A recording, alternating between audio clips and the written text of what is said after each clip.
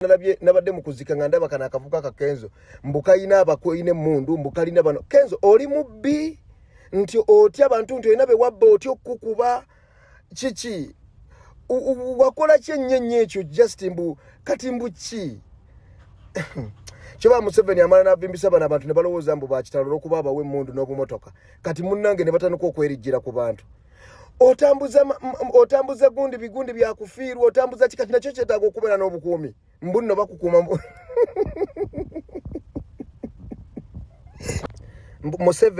Museveni atuwadde ssente ebbanga abasajja abo lye babbidde mbu ne Museveni akyewalulwa $5,000,000 olw'okuba nabagambye nti temugeza ne musaba bayimbi ssente mugende kuba ssente ezo weziba wadda $10,000,000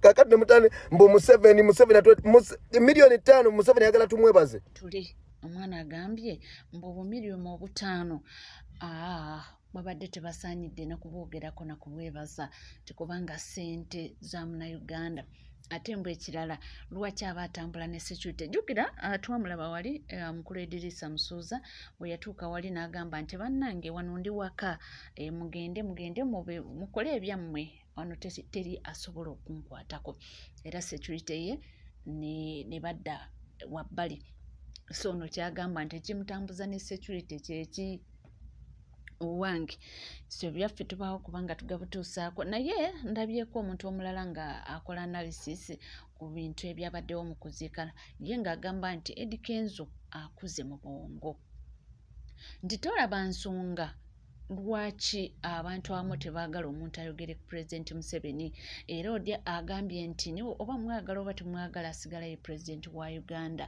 nti ekyokulala bwe munaabanga nga temwagala Pulezidenti Yoweri Kaguta Museveni bamwogereko mugambe nti abatali ba kibiina kyaffe nga temugwa mu layini yaffe temujja mu maziika ndabyeko abantu abamu we bagamba ni opinion z'abantu ebisigadde ffe tubaawo kubanga tubatuusaako abange Dr. Lawrence Muganga eno ye munnanga akyalemeddeko akyakalambidde mukambwe bitiya agamba ffenna tuli Bannayuganda ate yagamba nti yadde Munyarwanda naye enzaalwa ya Uganda nti bamuzaalira wano era lunaku olwaleero atuuse n'okugenda ku bijja gye baaziika ndowooza bajjajjaabe nga bakakasa nti ye Munnayuganda yadde nga Munyarwanda n'enzaalwa ya Uganda.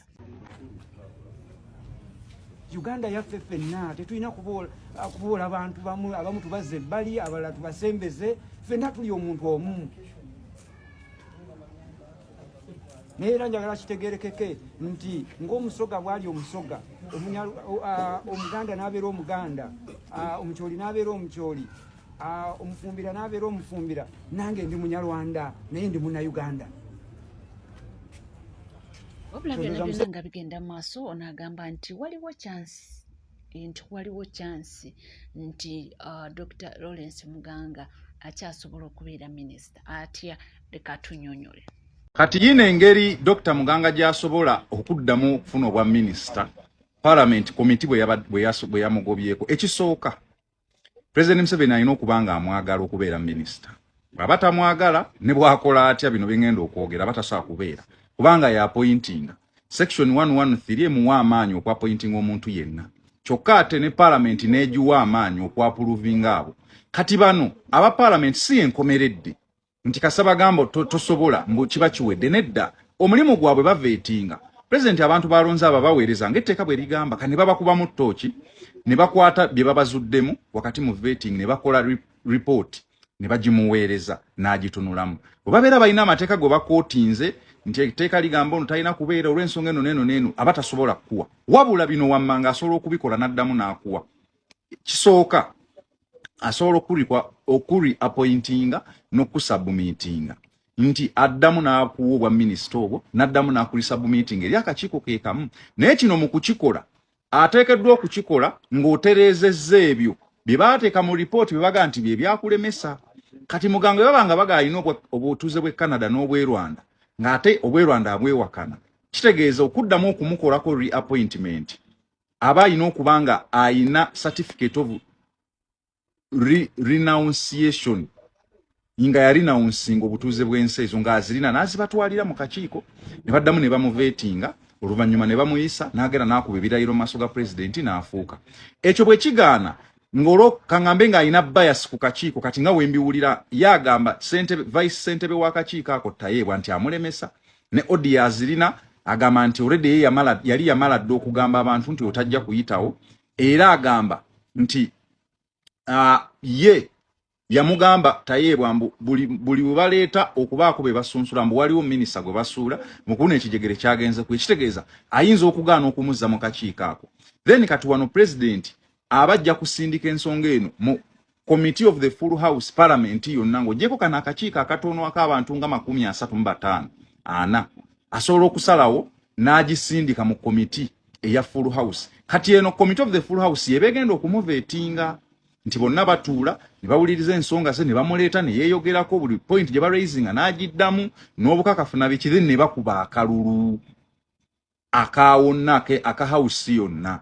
Singa ababaka badda ku side ye ne bagamba nti ayitemu then abajja kukola ki abajja kuyitamu. Singa tebadda ku side ye batajja kuyitamu. Kana akalulu aka security ballot ne mu kakiiko baakakubye era bino byekwasa Tayeebwa babinalabye nga bekwasa Tayeebwa Uncle Frank ne Dr. Muganga.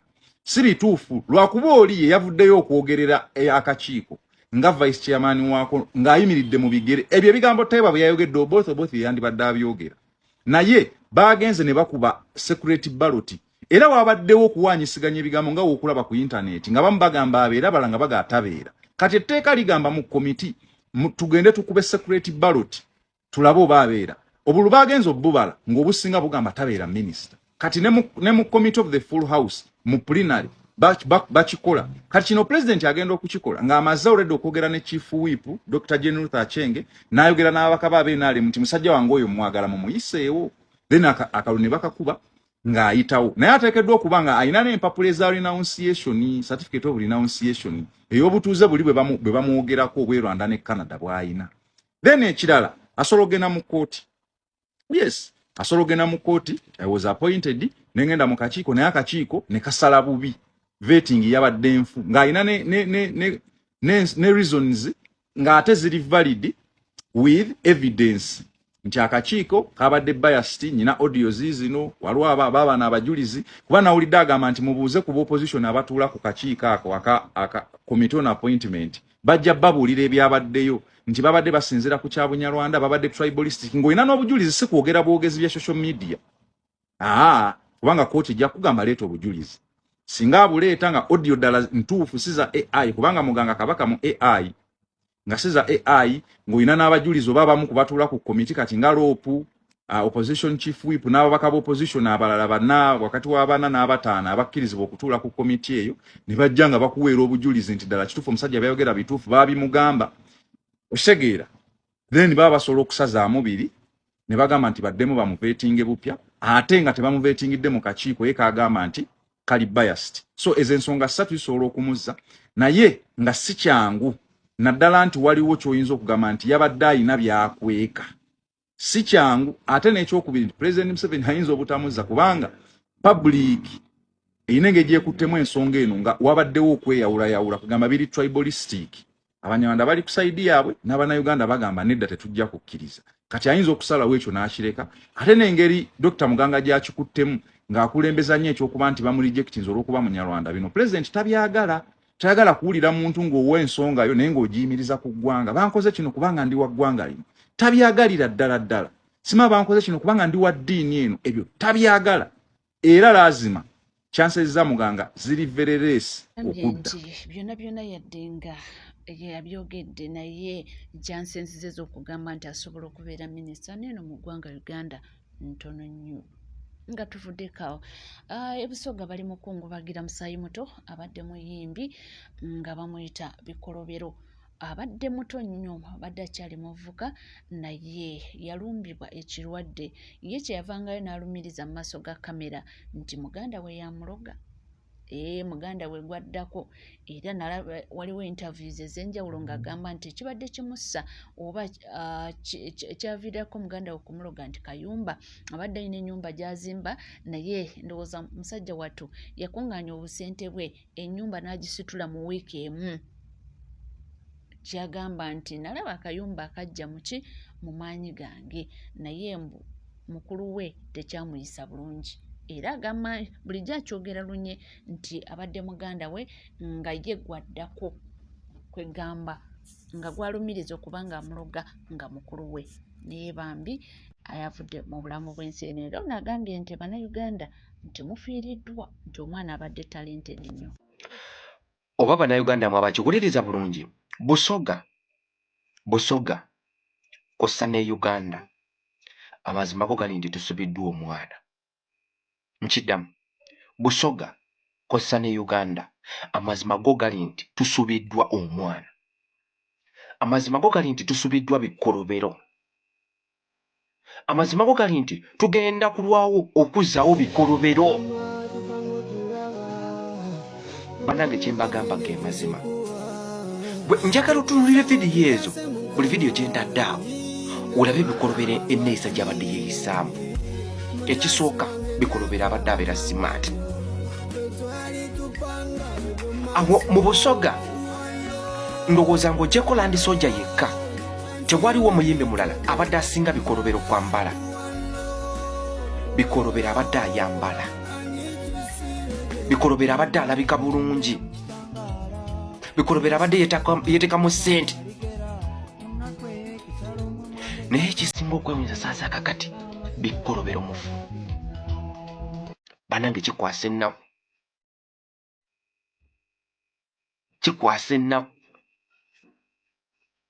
nze sijja kulima nti mbadde nina oluyimba lwa bikolobero lwe mbadde mmanyi nti oluli awo mpozi kalina akayimba akamu ke yakubako ne bagsi kekoka kemmanyi nayimbako neyeyugita kubwa ne isa suwoja wabula bikolobero nze mbadde mulaba actually nze mbadde mutwalanga na designer because abadde nini gyayambalamu ebikumba nolabira ddala artist alina future maaso ekigede bikolobero omuntu akuleetera nti wadde music tewali naye omuyimbi yenna yambala bulungi pafimu ewuno bulungi yambala bling labika bulungi chaininga kulesimu ey'ebbeeyi abadde bikolobero naye saawa zino bikolobero atuvudde ku maaso bannayuganda oh my goodness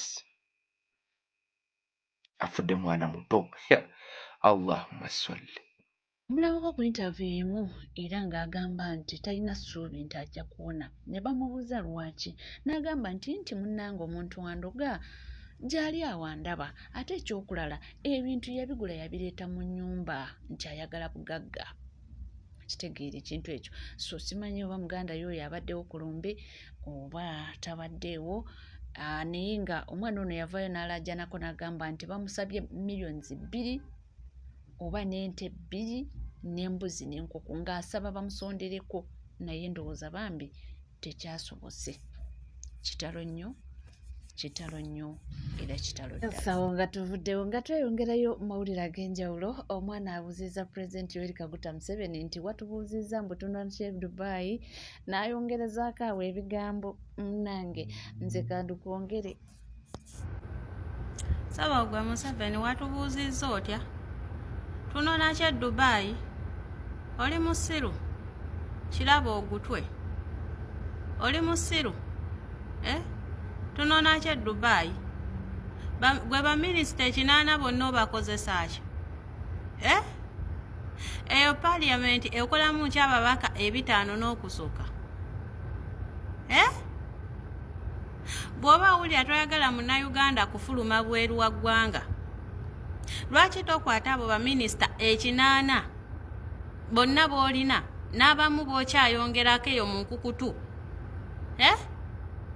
n'obakendeeza eggwanga Uganda ne libeera nga enkonomi esobola okusitandinga obadde okimanyi nti abo baminisita obasasuza musolo gwa munnayuganda tokwata ku nsawo yo nga gwe Museveni tokwata mu nte ezo n'otunda n'obasasula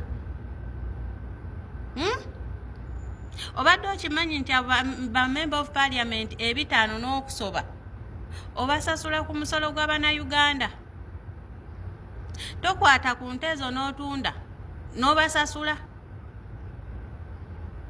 obadde okimanyi nti Uganda erina resources ezisobola ogiyimirizaawo ng'eggwanga naye byonna byonna mwabyeza mu ngalo zammwe.